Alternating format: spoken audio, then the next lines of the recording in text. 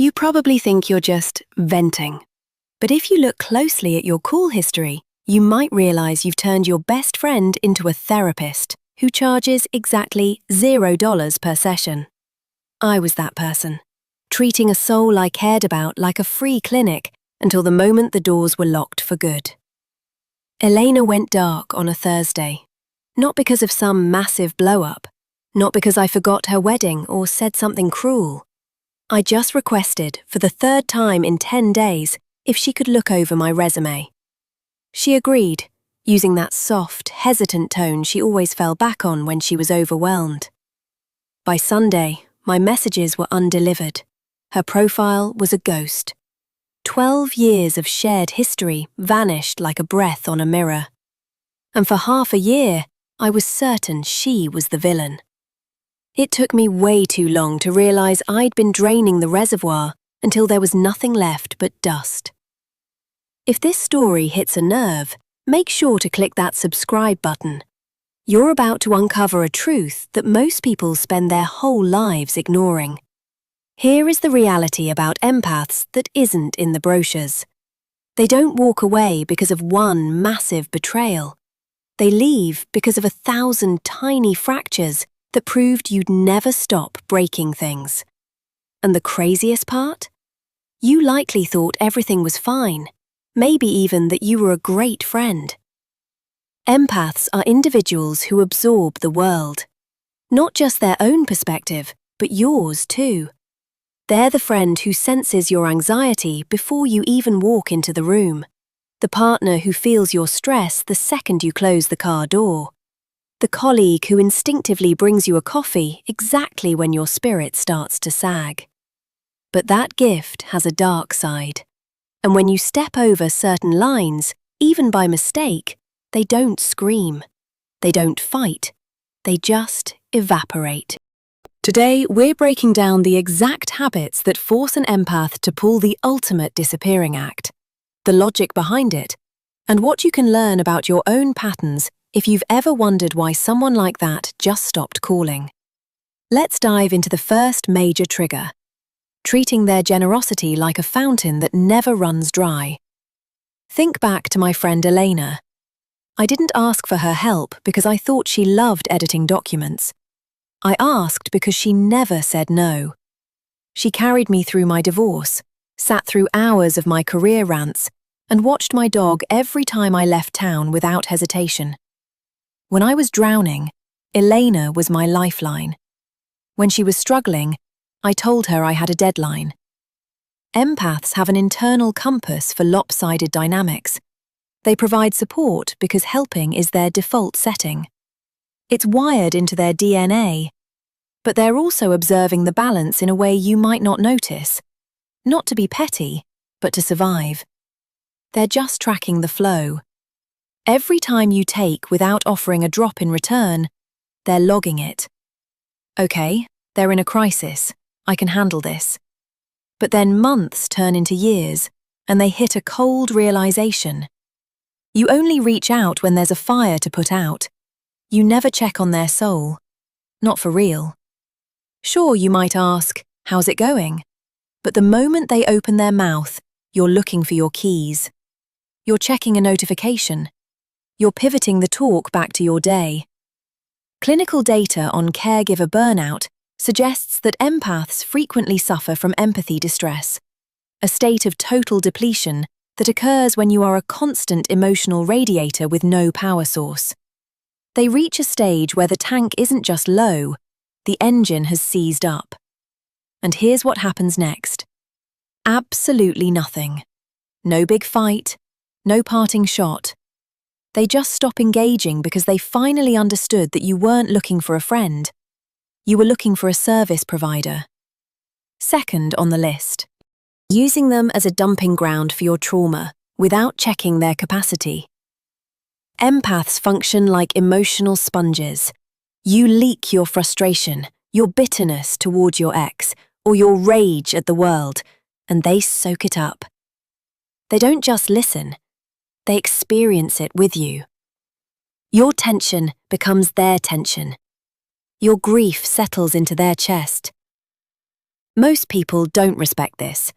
They think venting is a victimless crime. I just need to blow off steam, you tell yourself. And then you dump 20 minutes of absolute mental chaos onto them. Your empath friend sits there, nodding, absorbing, making you feel seen. Then you hang up, feeling refreshed.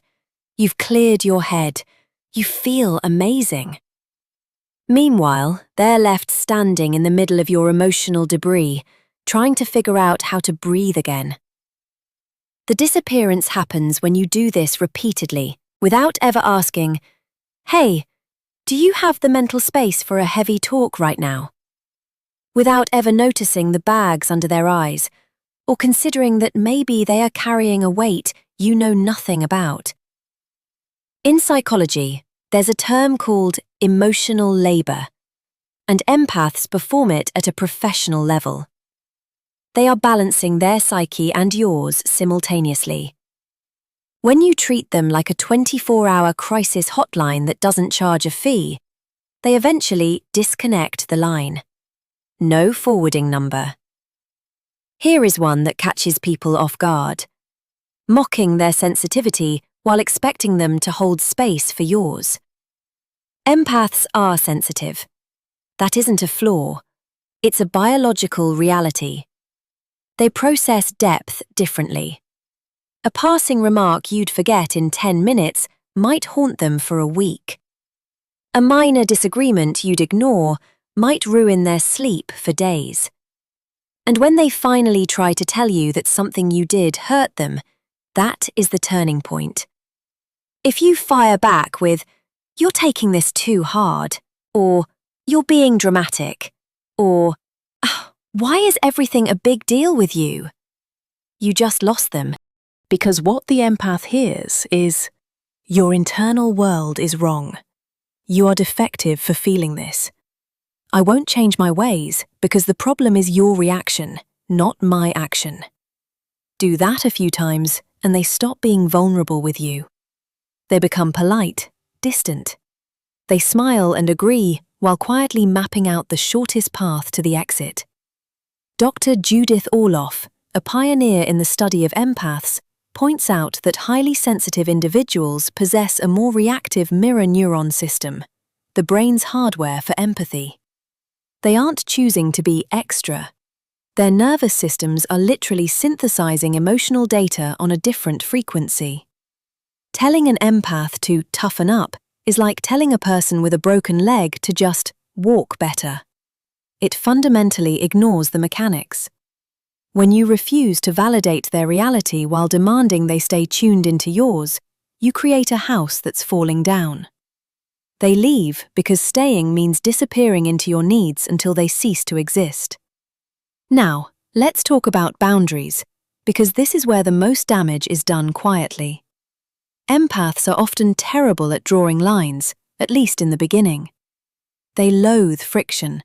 They hate letting people down. So, when they actually find the strength to say no, or "I need a break," or "Please stop doing that," they are already at the end of their rope. And if you bypass that boundary, if you push, if you use guilt, or if you act like they never said it, that's the end. Game over. Think about how this looks in the real world.